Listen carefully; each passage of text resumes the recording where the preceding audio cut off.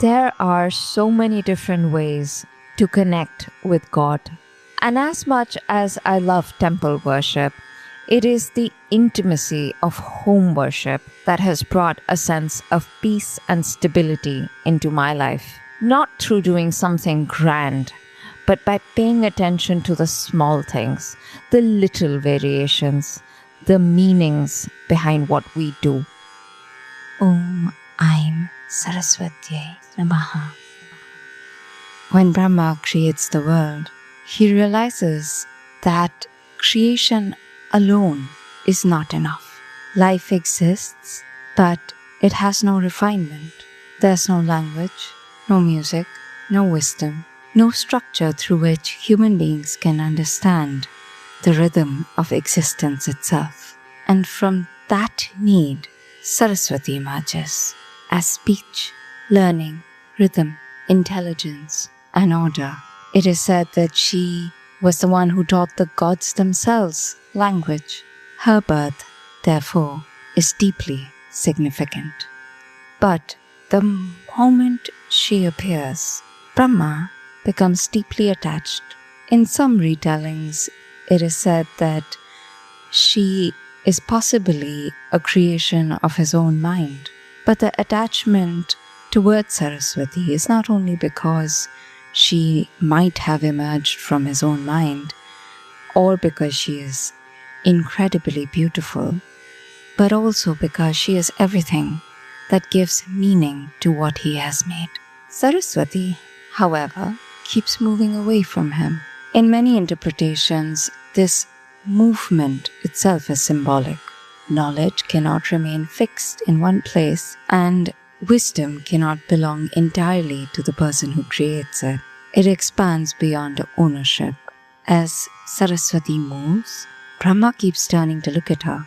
One head becomes two, then four, and then eventually a fifth rises upward, so that he can continue seeing her no matter where she goes.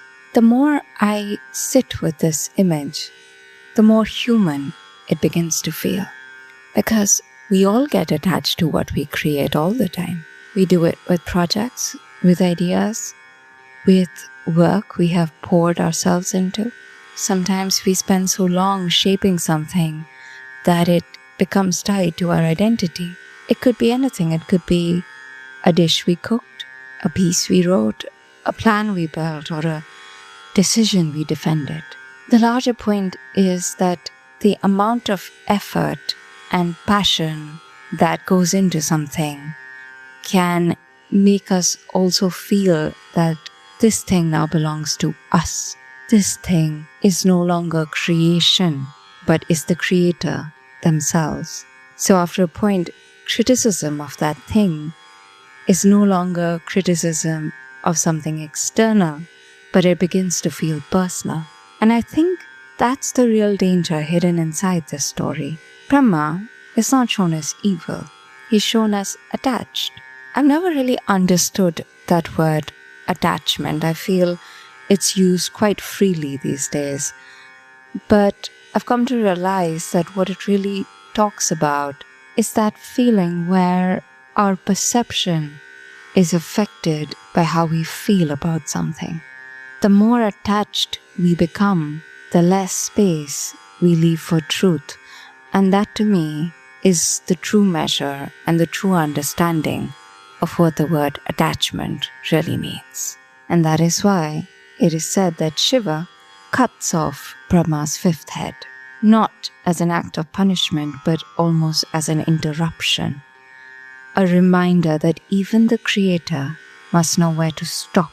And perhaps that's also why Saraswati emerges from this story so calmly. She does not argue. She does not resist dramatically. She simply continues moving beyond the reach of attachment.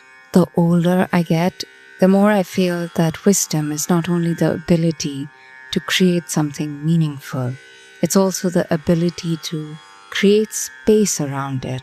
Space for revision, space for disagreement, and most importantly, space for another truth to enter.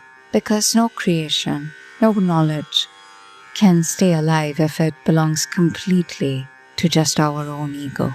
Sometimes when I think of this, I'm reminded of a card in tarot readings. It's called the Four of Pentacles. It has a picture where a man clutches everything so tightly that he can't move freely anymore. Behind him is an entire city, so much possibility, so much movement. But his grip has become so rigid that he can't even turn to look at it. And if I could leave you with one thought to think about, it's this, that the tighter the grip, the smaller the world becomes. Join me in the next episode as I keep exploring these small, everyday ritual insights and what we can actually do with them.